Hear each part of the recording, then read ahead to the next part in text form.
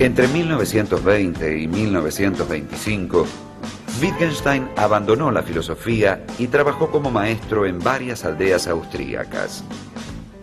En 1926, ingresó como jardinero en un monasterio cerca de Viena.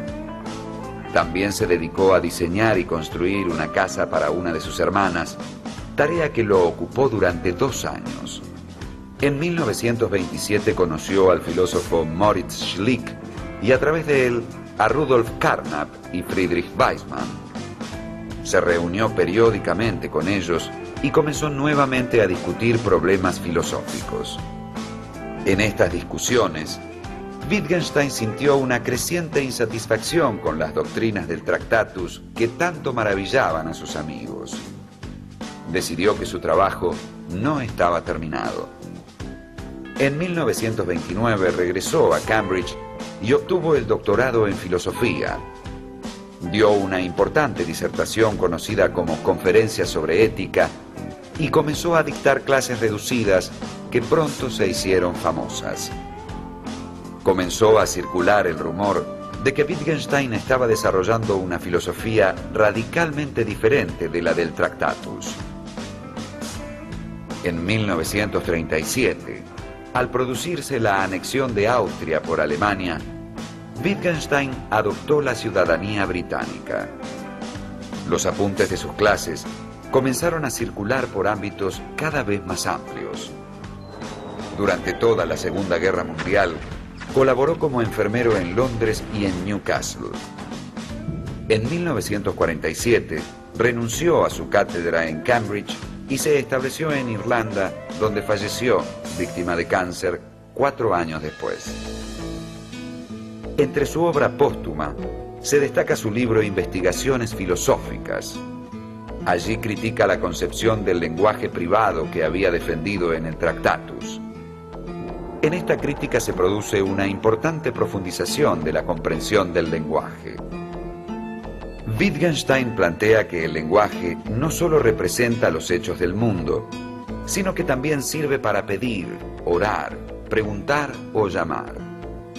No puede reducirse, pues, el fenómeno lingüístico a la función descriptiva o informativa. Y cuando se analiza el lenguaje en todas sus manifestaciones, se deja ver que se trata de una relación interpersonal. Estudiar un lenguaje o un uso de un lenguaje es estudiar una forma de vida social. Y en ella nos relacionamos mediante diferentes juegos. Alcanzar una comprensión adecuada del lenguaje no significa más que comprender los diversos juegos de lenguaje en que nos vemos involucrados. En el Tractatus, Wittgenstein había entendido a la filosofía como una terapéutica. Esa noción se agiganta en las investigaciones lógicas. La filosofía debe aclarar los conflictos en que nos vemos envueltos cuando confundimos los juegos de lenguaje que jugamos. Debe mostrarnos que estamos jugando mal cuando despojamos a las palabras de sus usos cotidianos y sus situaciones concretas. Es lo que habitualmente ocurre cuando los filósofos tradicionales persiguen esencias puras. En realidad, no hay un orden perfecto a descubrir, sino una innumerable dispersión de órdenes posibles establecidos desde los juegos de lenguaje en que cotidianamente participamos y las respectivas prácticas sociales. Aquí se anudan el Tractatus y las investigaciones, en la noción de que la filosofía no es, en última instancia, una teoría o una doctrina, sino una actividad.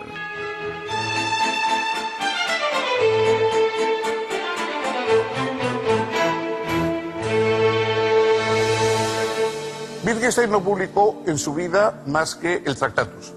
Las otras obras que han ido apareciendo, las investigaciones filosóficas, los cuadernos azul y marrón, en fin, todas las otras obras son obras apuntes de sus oyentes que tomaron durante sus clases, apuntes que él hacía para ayudarse al dar sus charlas, alguna conferencia, en fin, textos, digamos, más o menos debidos a su pluma, aunque a veces no directamente, y desde luego que él no vio nunca editados. En su primer momento el impacto de la personalidad de Wittgenstein, el hecho de que tenía un grupo de adoradores que le seguían verdaderamente como si fuera, pues eso, no un filósofo, sino un gurú, sino un personaje místico, esa influencia fue extraordinaria. Cuando se anunció que iban a salir editadas las investigaciones filosóficas, que no es un libro precisamente divertido ni de Harry Potter, en las colas en Cambridge, en todas las grandes librerías, se formaron unas colas inmensas desde madrugada de todos los adictos a Wittgenstein que querían inmediatamente tener la obra de este pensador singular.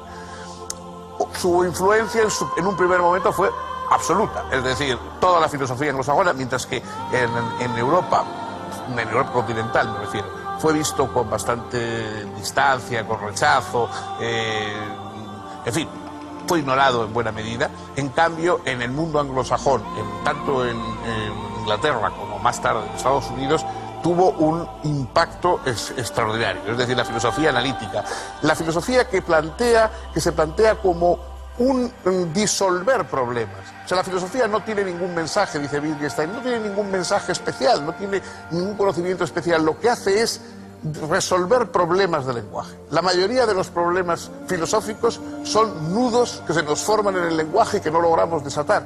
Y la filosofía tiene que ser lo que nos ayude a desatar esos nudos que se forman en el lenguaje. No es un conocimiento positivo, sino al contrario, es una liberación de los problemas que se nos forman por la mala utilización del lenguaje.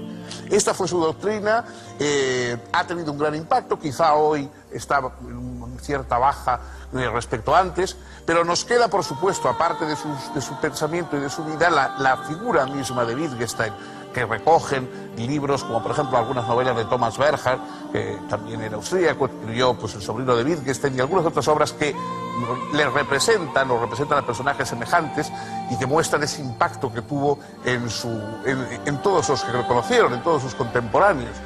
Cuando murió, aún muy joven, de un cáncer en casa de unos amigos, sus últimas palabras fueron: dígales que he tenido una vida maravillosa. Quizá debamos creer. Bueno, con esto concluimos hoy. El próximo día, sí, con su compañía, por supuesto, seguiremos con otro filósofo y otra perspectiva intelectual.